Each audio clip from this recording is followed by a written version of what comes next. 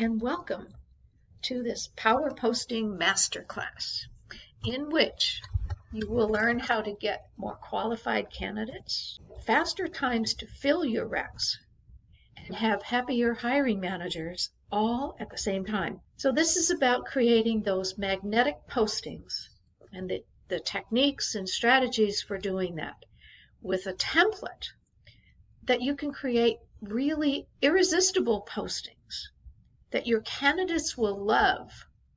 Even if you flunked English, you hate writing, you're sure you're not creative, and you're not even sure that this is something you're willing to try.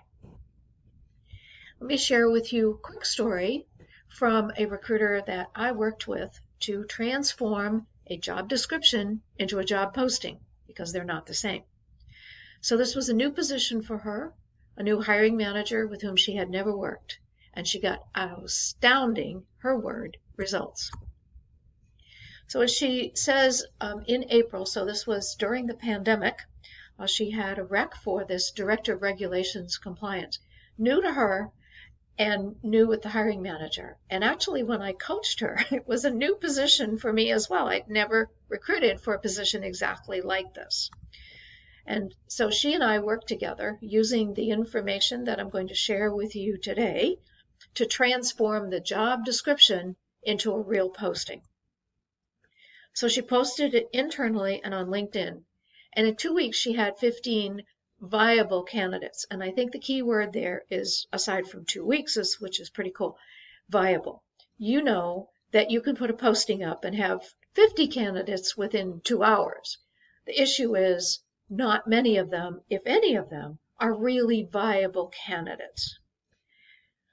And this was very important, and you will see this more and more as a result of all of the things happening in the world today, that gender and ethnicity guidelines are really being raised and much more closely scrutinized. That means we have to change how we recruit in order to meet those guidelines. And in this particular case, she met them on the very first slate, which is very hard to do, particularly for this kind of a role. So she reported that the end-to-end process, from the day she put up the posting to a decision, took just 6 weeks. And in many of the places I've recruited, that is breakneck speed. So she said that she believed it was the job posting that had played a key part in getting it filled quickly, meeting those gender, ethnicity guidelines, and getting it done the first time. How many times have you had a posting, you got a slate of candidates, and the hiring manager said, no, we got to start all over again? Filled it the very first time. And her conclusion was that being able to write effective job postings is going to be instrumental in the talent that this company, and actually every company, is going to be able to attract. Because you know, as COVID is changing everything, people have very different lifestyles integrated with work. It's going to be a very different world, and it's going to come roaring back. And as recruiters, we are going to be right at the head of that tsunami. One of the key ways to change the kinds of results you're getting is to change what you're using as job postings. And I'm hoping that I will be the person, and this will be the video that will help you in that area. Because job postings look a little bit like all these black umbrellas. And what you want to be is that bright, shiny, yellow umbrella that truly stands out in that sea of just dark, everybody looks the same postings.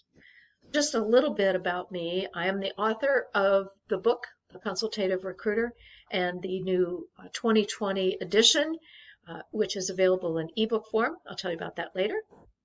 Now, I've been recruiting for over, it's really hard for me to say that word out loud, a very long time. And I've been coaching recruiters to help them achieve what we saw as really epic recruiting results. And it's from a strategy that isn't typically taught. So what I have done is I'm incorporating communication strategies, marketing concepts, and psychology, and then tailoring them for what recruiting is in today's world. So if you're thinking that the last thing in the world you want to do is to look at a blank screen and write a job posting, I'm going to tell you, you don't have to do that. And then if you're saying, oh, I don't want to spend hours, I don't want to be up late at night, there are no cupcakes on this in this video masterclass, I'm sorry. But the reason for this is so that you recognize and remember that in 30 minutes, you're going to be able to write an irresistible, compelling, engaging job posting.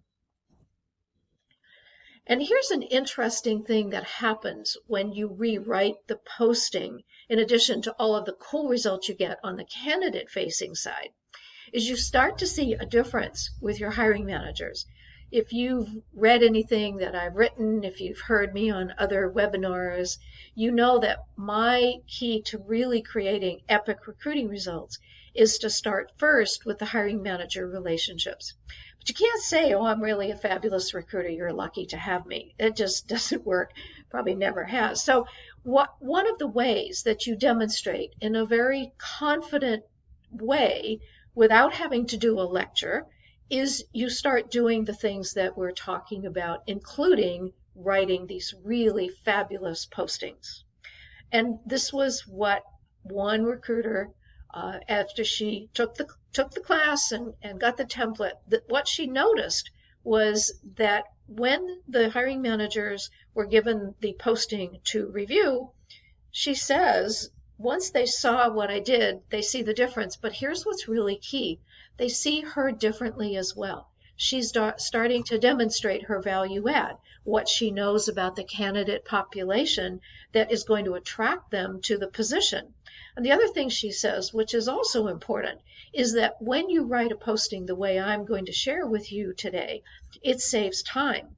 I've had recruiters tell me that they've taken what used to take them an hour or an hour and a half, because so much of the typical conversation that they thought they had to have with candidates is now in the posting, that it has saved incredible amounts of time when you get in the phone screen or the initial interviews.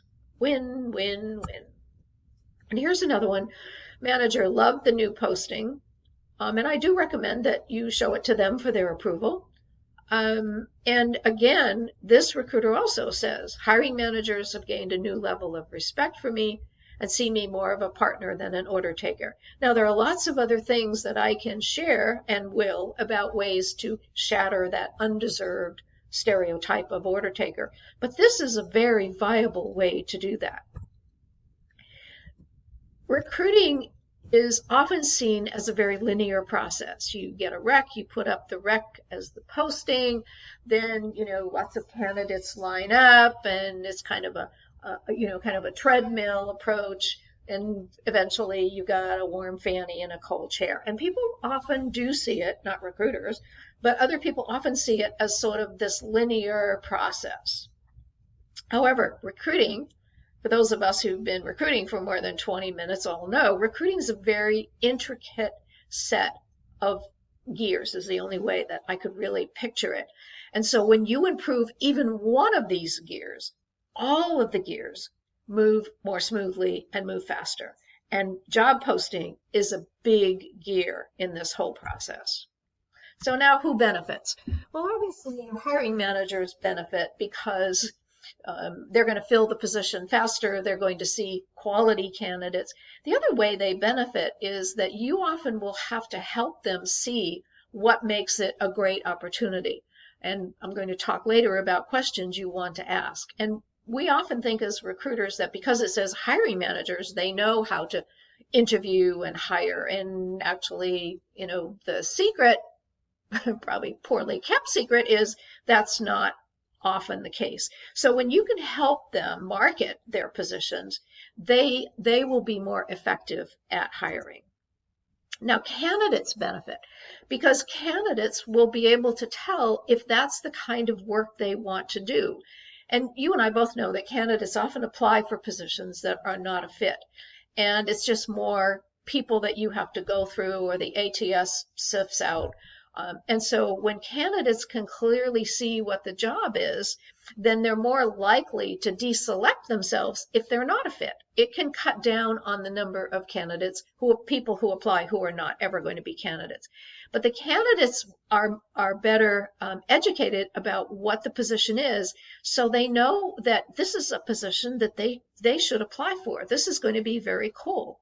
And your company benefits. You actually do get, as I mentioned, for the initial position that I was sharing with you, where this was brand new position, brand new hiring managers, the company benefited because they got a fabulous slate that met their new hiring guidelines for gender, ethnicity, etc. And they also are putting out a much better candidate company branding message. I'm not sure that recruiters are totally responsible for the branding message, but when you can put out exciting information to candidates, it really starts to filter out into the marketplace. So your company absolutely benefits, and you fill positions faster. So that's how you and your career benefit. First of all, you do fill positions faster. You get those candidates faster. You get this wreck off your plate so that the other 7 don't fall off. But it builds your reputation as being a trusted advisor. It clearly demonstrates your value add, and it really advances your career. And I have to tell you, it's way more fun to do it this way.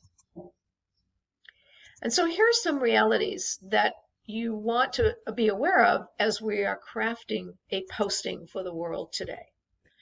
So the first is the goldfish. And what that means is that people, it's just a representation of the fact that people today have very short attention spans. The research out of Harvard and Microsoft indicated that people today have an attention span of about 7 seconds. And that is actually 2 seconds shorter than that of a goldfish. And you know this yourself as how you read things and how quickly you make decisions, whether you're going to act or you're going to move to the next screen. And so people today have short attention spans, and that we need to remember as we are writing new style postings. The other is you need a new communication style to engage people these days. And I'm going to share with you a structure that engages people from the beginning because they get very bored. And again, if we haven't engaged them, then they're going to move on to what's next. And remember, there's probably a whole sea of postings that look like those black umbrellas out there. So we have to stand out. And you have to stand out because otherwise you look like everybody else. And the theory is if you don't stand out, you fade out. So you might be cute, like the little eggs in the little carton, but if you're not different, it's a post and pray kind of situation. And what's worse is if you are sourcing candidates, however you source, reading resume databases, posting on LinkedIn, sourcing on LinkedIn, using ZipRecruiter to go out and get candidates for you. If the posting is not engaging, then it lowers the return on that investment of time and or money. So the sweet spot is right here. So it's what is of interest to the candidate that is relevant about the company and the job. So you already know how to do this. This is what's really fun. So trust me, I'm going to show you that you actually already know how to hit that spot. Because we have to remember that it's all about me being the candidate. And many, many postings are all about the company. You must have, there's not anything that says we recognize, dear candidate, that this is about you. Now, it doesn't mean lying to the candidate. It doesn't mean telling things that, we hope are true, but we don't think are true. It's about being truthful and honest, but it's about engaging the candidate. I'm going to tell you exactly how to do that. So here's the job posting journey, and here's the decision that people who are reading your postings are always making. And actually, there's a third decision that they can make. They can say, okay, this is really cool. I'm going to go in and apply. I'm going to take care of that now. They can say, well, it's okay. Maybe I'll do it later. And the later comes from, well, I'm not sure this is distinctive enough. Let me see what else is out there. So there are stages. And the first is that people look at position and title. And this is especially true if they're coming to your website, your career center on your website. So what is the position, title, and location? And we want them to click. And then they're going to look at the position description. And how do people read today? Goldfish theory. They do a quick run through. And if you've got a posting that's a long posting, you've got a list of 82 bullets that are requirements and 92 responsibilities, or even if it's just a list of 10, it can sometimes be overwhelming. And the quick run through is just for the person, and we do this too when we're reading things online, is to say, do I want to read this in depth?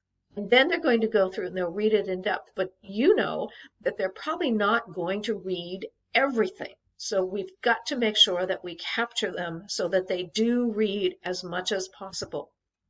Because maybe they will and maybe they won't. Sometimes they never do. Then we want them to apply. So there's the job posting journey. And it's sometimes interesting to explain or just kind of lay this out for your hiring managers, because I'm not sure they always think of it as this kind of a journey. Here's the realities. Latest statistics, 70–85% are going to look at it on their phone. And if you have job postings that are long, with long lists of bullets, sometimes it's interesting to just put it on your phone and have your hiring manager look at it to see what it really looks like, especially because of the job posting journey. And so people today, thank you Goldfish, can make very quick stay or swipe decisions. I'm going to stay, I'm going to read more about this. Then they get to the apply, which is the ultimate action if they're qualified, or they're just going to swipe away. And how many times have we done that and say, oh yes, I'll go back to that. And we find really cool stuff later and never go back. And hiring managers, again, often don't recognize that this is the market. This is the reality of where postings are going in the world today. Because nobody really is probably going to read it like this. So it's very important what it says, because people will read selectively, and we can't guarantee what parts they're going to read. But if people think, oh, we have to put all this in because people are going to read all of this, the reality is that's not likely to be the case. And here is the reality, that they're going to probably read it on their phone. Now, the other reason for this picture is that this is how excited we want people to be when they read our posting. And again, I think that a lot of people, hiring managers especially, forget that there is a reaction that we want when people read the posting. We're not putting up postings just to check off the box. We want the right kinds of people to be excited about the posting. This is how we want them to react. You could show the hiring manager the picture just so they get what the reason for the posting is. It's not because some legal entity said we have to have a posting. So here's the key concept.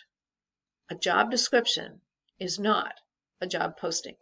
And this is a language change that's a little bit challenging to make because we're so used to calling job descriptions job postings.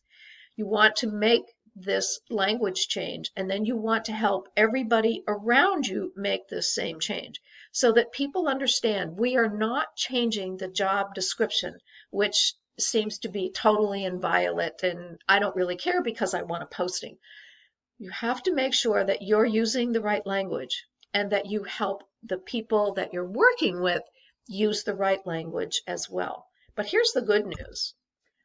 The job description is the beginning of a job posting. So you're not starting from scratch. You've got a lot of decent stuff in the job description.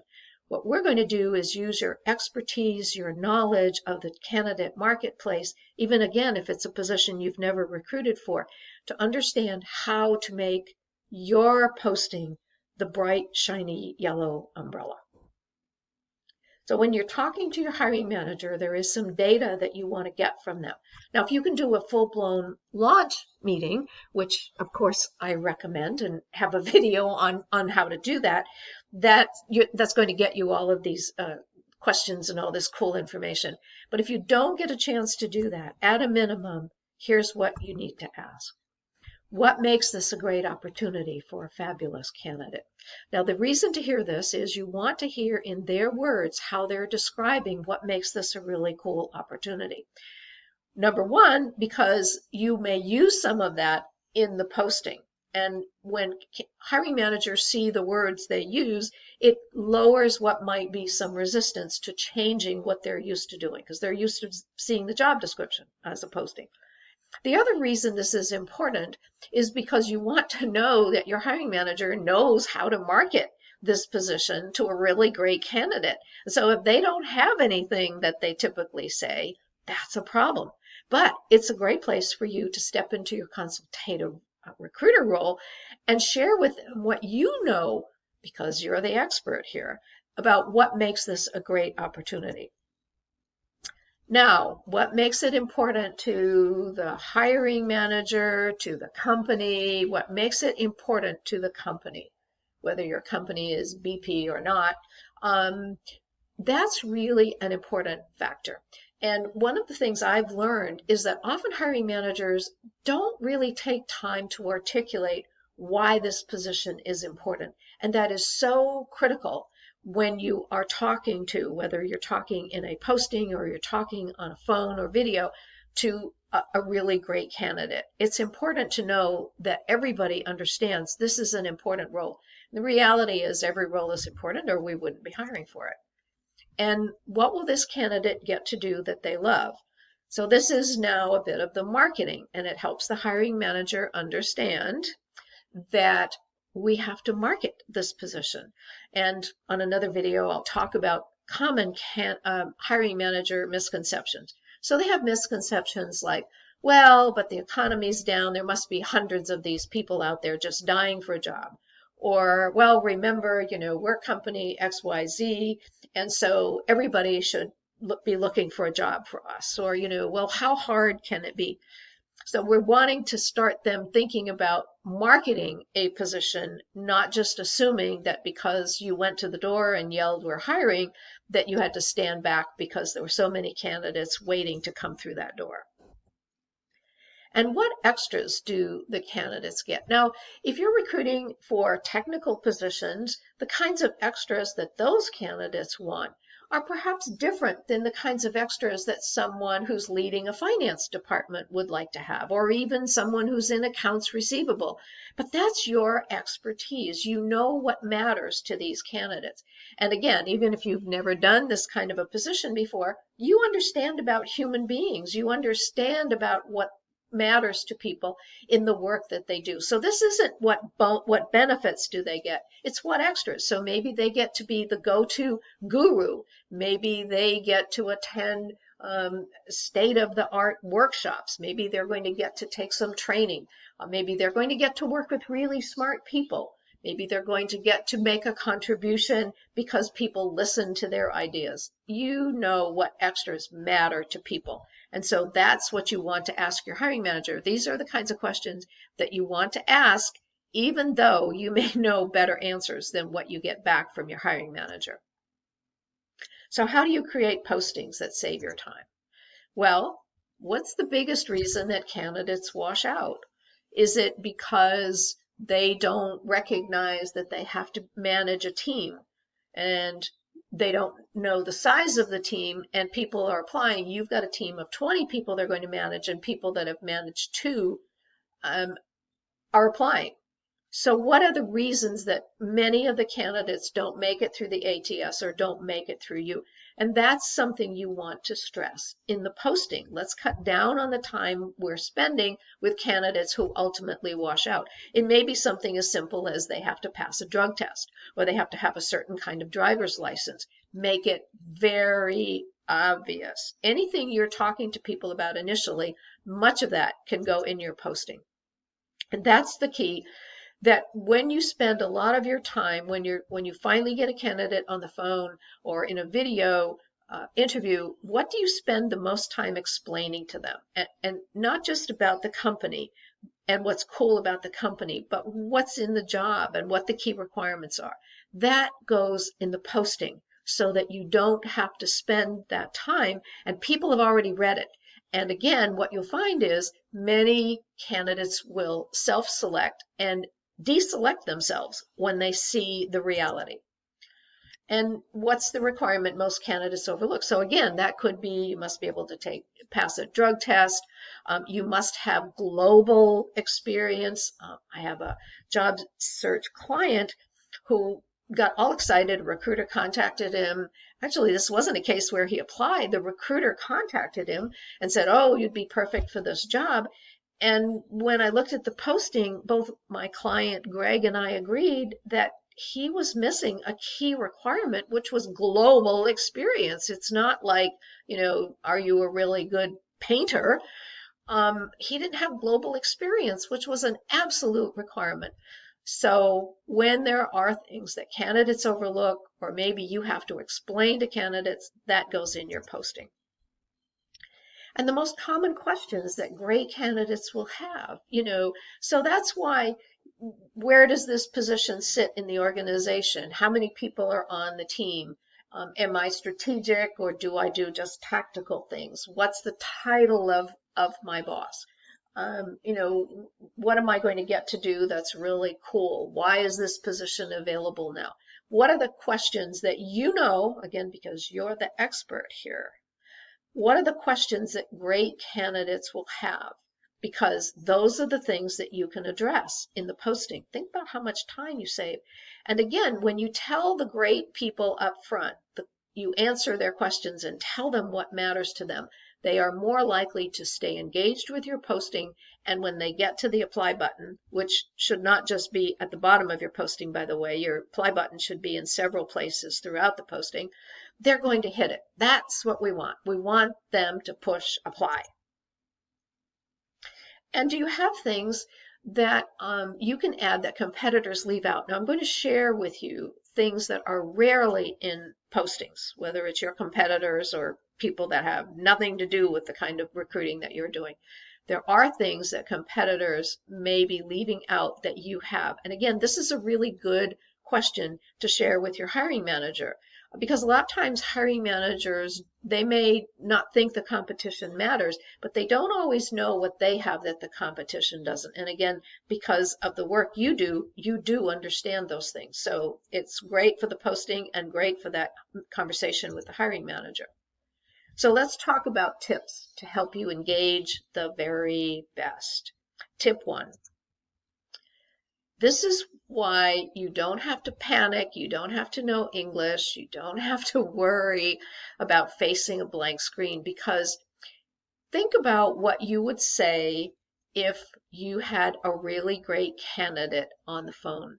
You would have that posting language already in your brain, and maybe it would come out a little bit differently than what I'm going to suggest as a structure, but the point is, by the time you've had the meeting with the hiring manager, you've thought through those questions that we just went through, you've got that posting in your head. And it's really important. Just don't worry about grammar, right? And don't worry about using lots of professional sounding buzzwords or doing things that are fancy. Simple is good. Short paragraphs, we'll talk about formatting, but make it simple. And that's one of the key ways that it will be engaging. Don't use lots of blah, blah, blah words. Don't use lots of internal language. Don't use lots of acronyms that nobody really is likely to understand or understand them the same way you do. Because you want to use real people language. What everybody wants in the world today is reality. Though, yes, I grant you sometimes reality is with us a little too much. But real language. And so I often will say to people, use the language that you would use with a really great candidate if the two of you were sitting on a sunny veranda on a lazy Saturday afternoon, having tall drinks with fruit and umbrellas in them. Be real. And you want to, in your mind, create a picture of your ideal candidate. And you want to write the posting as if you're talking to them. You're sitting on that sunny veranda on a lazy Saturday afternoon, and you are talking real people language to someone you really want to be interested in your position. So here's step 2. Be specific. and describe in, again, real language, real people language, what the job really is that's going to be important to the ideal candidate. Again, even if you haven't done recruiting for that kind of a position before, as you go through the job description, pull out the things that you believe will appeal to the ideal candidate. Now, I'm not saying get rid of anything that they may dislike, but get rid of all the stuff that doesn't really say anything. If you were in this role, this again taps into your skill. If you were this ideal candidate, what would you be excited about? And I know that might sound very strange, but you'll be amazed that you can actually do that. And so what is it that would make your fabulous ideal candidate say, I want to do this job, and I want to do this job for this company. This is the job I want to know more about. And when you talk about the things that are important to them, which many job descriptions do not have that bit of heart, emotion, connection to the candidate, you're really going to stand out. Now, step 3. Candidates will have certain questions, and these are the questions that are function and job specific that I'm talking about. So I'm not necessarily talking about benefits, I'm not necessarily talking about career path. I don't like to attract candidates just based on benefits and career path, though there are some roles where that's very important. Many roles, that's not really the place to start. So what are the questions that you know they're going to ask?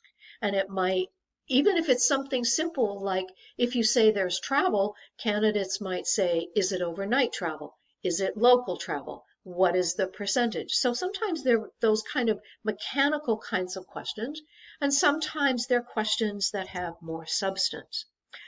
Because if you can answer their questions, maybe they want to know what's happening in the company today that makes it exciting. Most job descriptions are very bland when they talk about what the company's doing that's exciting. They just sort of reiterate and regurgitate sort of standard old bland stuff.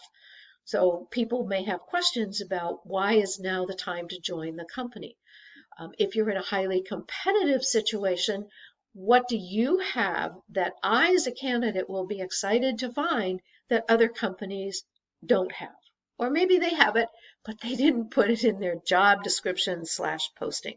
So when you can engage them on that level and you're answering their questions, they're more likely to be engaged. If you don't do that, they click away because you just look like another black umbrella. And again, when you answer these questions, and obviously you're not going to answer all of them, but the key ones, this is your area of expertise, you can do this. Then you don't have to answer them over and over in your phone screen video interviews. Yes, there'll be questions. Good candidates should always have really great questions, but you've got a lot of the repetitive stuff out of the way. So here are 2 secret tips to engage the best. And these are rarely included in typical job descriptions, which then become job postings, which we know they shouldn't. So the first is to help the person understand, the potential candidate, what makes the position important? What makes it important to the company? What makes it important to clients or the team or their manager? So if it's an admin position, what makes that role important to the people, the team, the person that they will be supporting? This works at every level. I have used this for CEOs, and you think, well, CEOs know what makes it important. So I explained what made it important to the shareholders, which is a great deal of what CEOs get evaluated on. I have used this strategy to recruit dishwashers by explaining to them that their role was what made the restaurant sparkle. And sparkle is what we want our guests to see when they come into that restaurant. So what makes that position important? And in that, you will also start to address what makes people who are in this role excited about their job.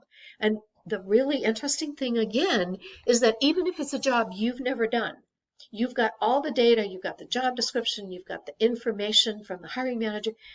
For 30 seconds, put yourself in the shoes of people who do this work, because even if it's work you wouldn't do on a bet, there are people who do it. And let's speak to their passion. And sometimes this is hard because people go, well, I can't believe anybody would be passionate about doing this job. But people want to be able to be passionate. They want to be committed to this. They want to be on a team where they can be involved. So speak to how they will get that quality in this job. You'll rarely find that in postings, and you will be amazed at the quality of candidates who get what you're saying and want to know more, because this is what they want to know.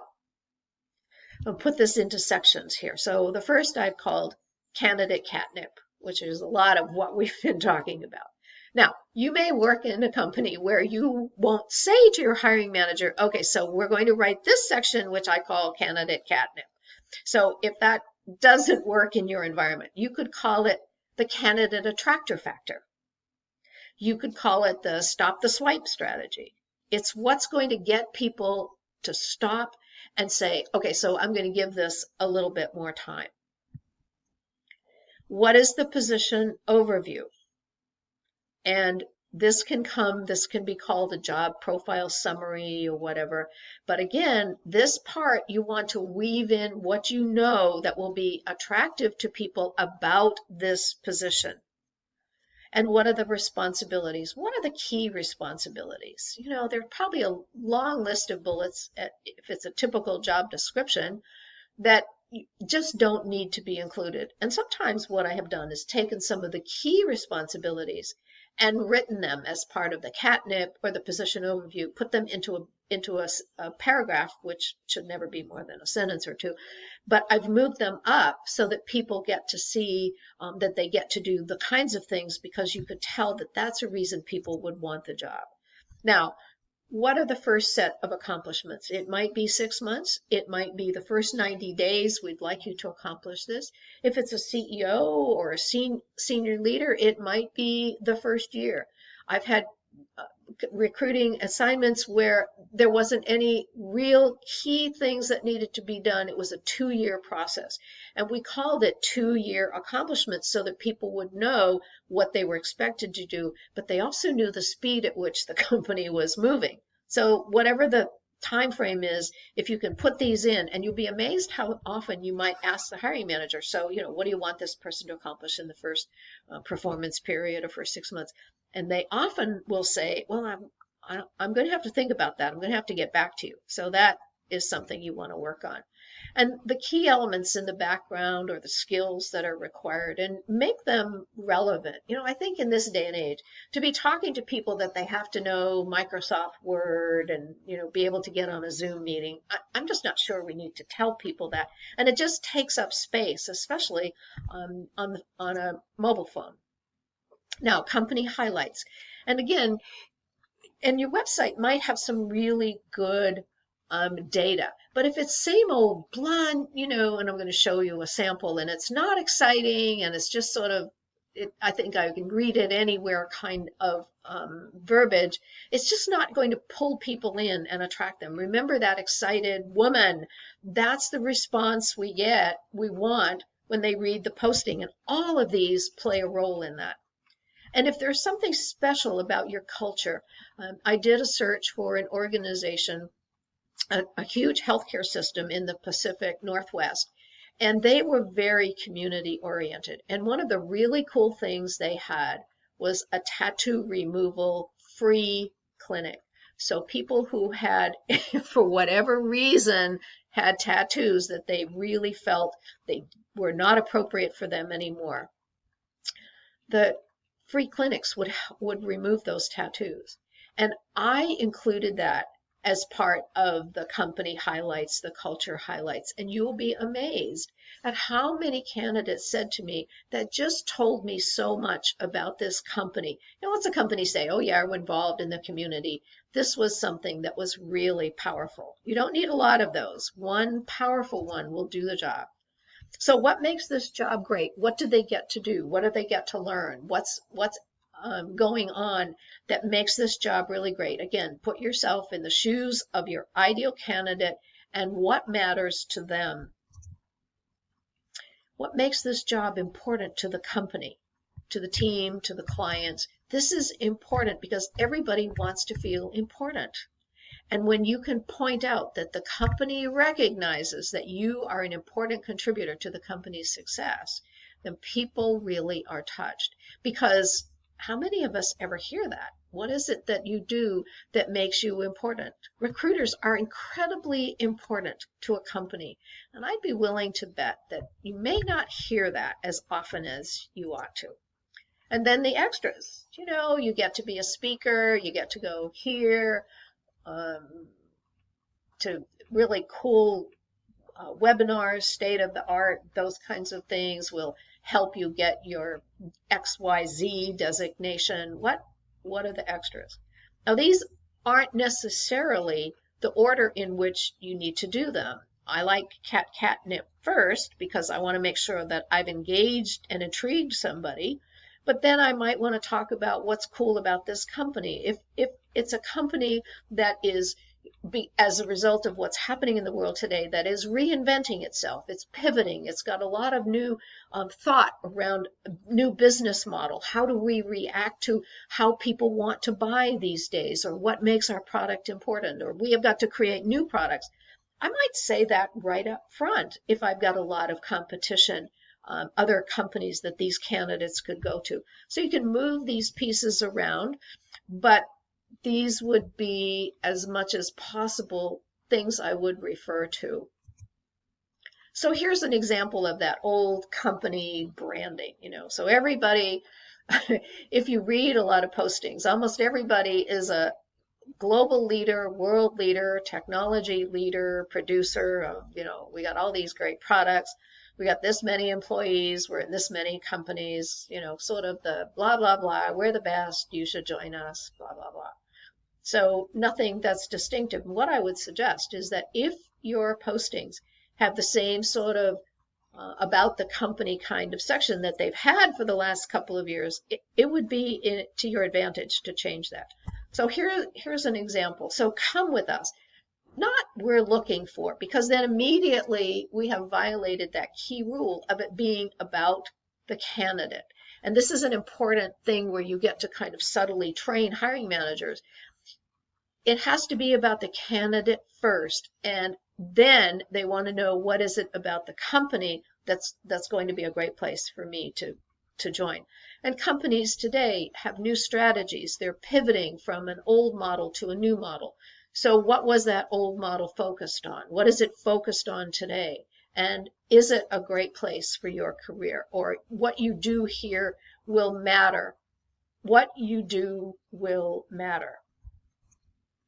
So now, quick trips, because we've done all this. Now you've actually got to write the posting. Okay, so remember, you don't have to start with a blank screen, and 30 minutes, you're going to have a power posting.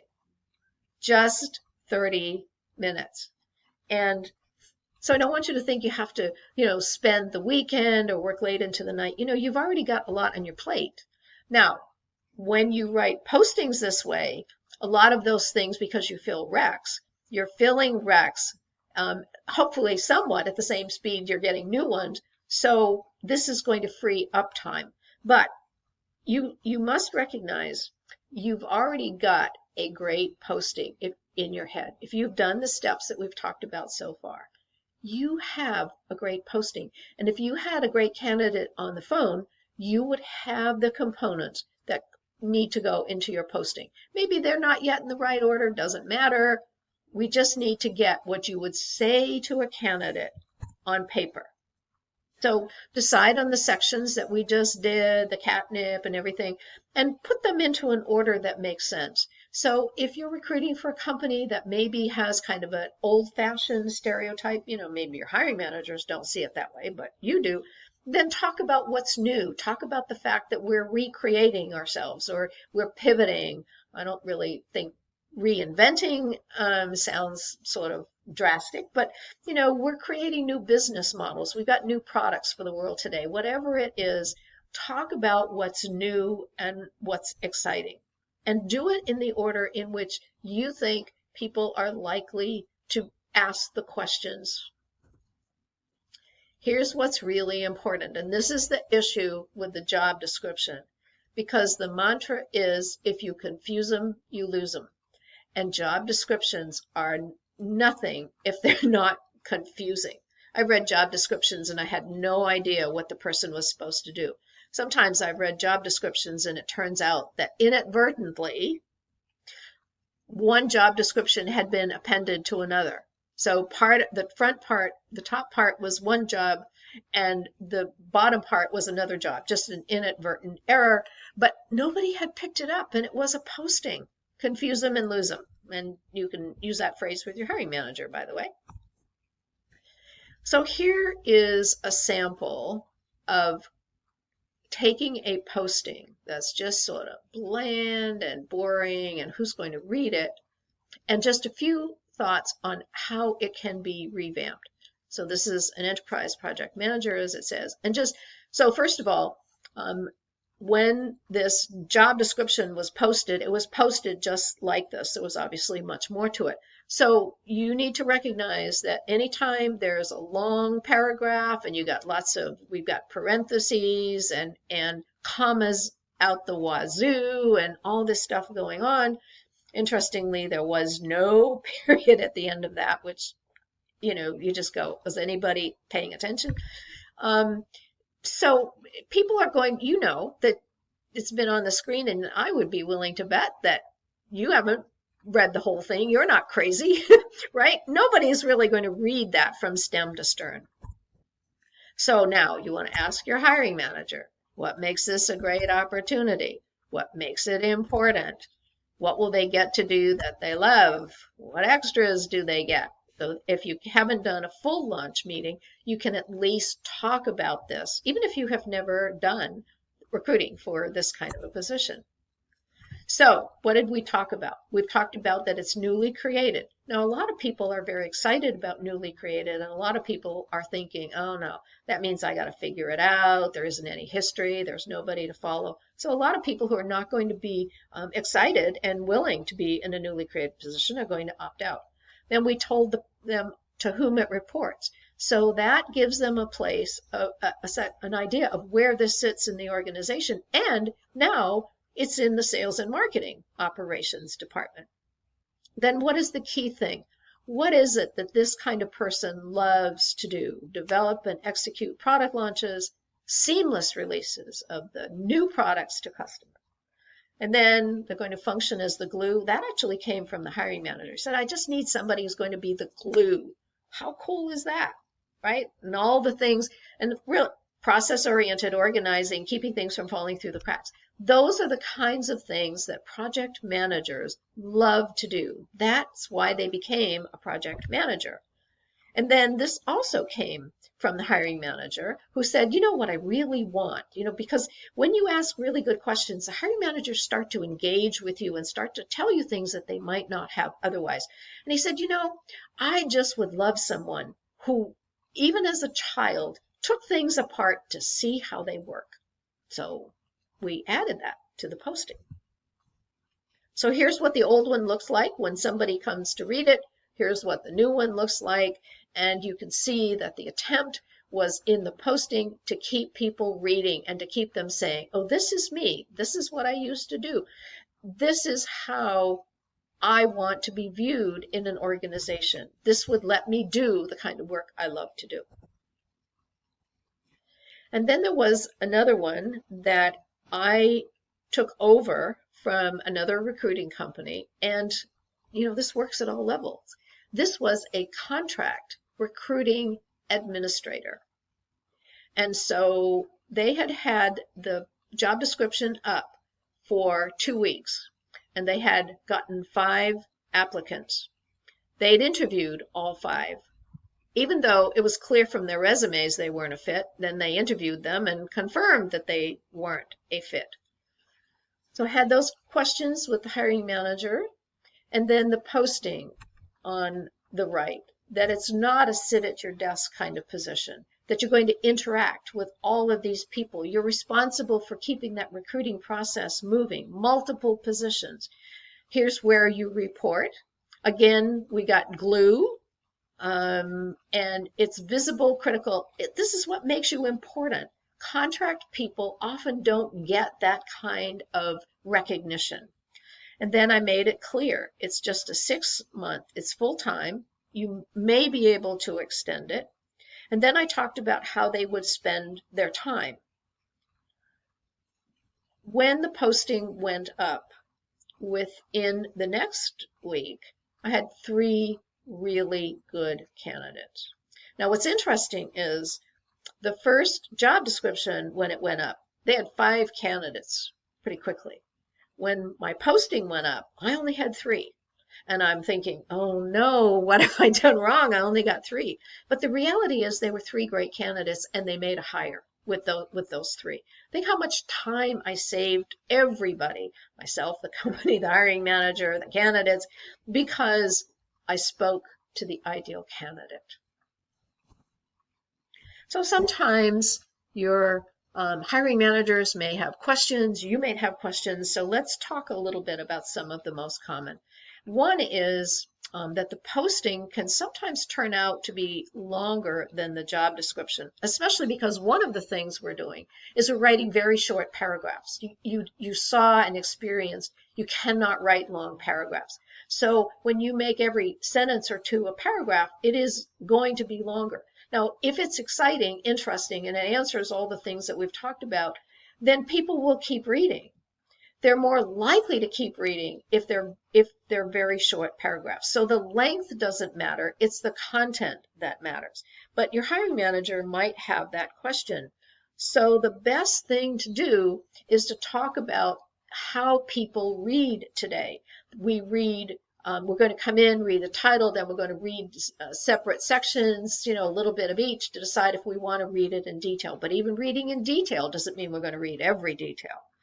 So what you've got here is a reflection of your strategy to captivate and engage the very best candidates, and talk about how people process information, that they're not going to sit and read it from the top to the very bottom, which is why we're putting the apply button in more than one place, because this is how people process information in today, the golden age of the goldfish.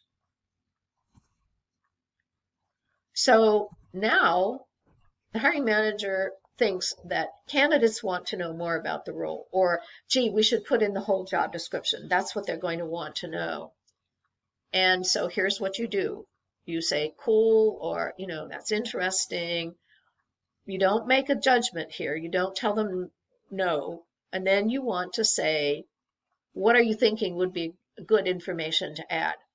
That a great candidate, remember that we always want to keep them focused on attracting great candidates.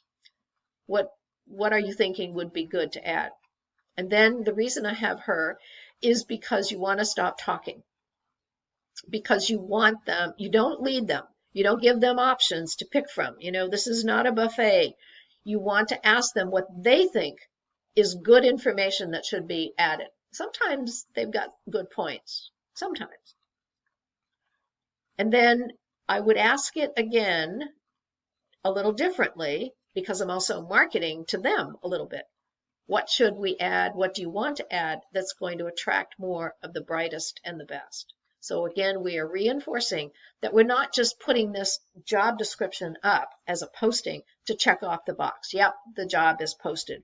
The posting has a purpose to attract as many as possible of the brightest and the best. So ask your hiring manager those questions if they think, oh, gee, we should add more, it's not enough and they don't have all the stuff in here. So what do you think that not what do you think we should add, but what do you think would be a good addition for a great candidate? What are great candidates going to ask for?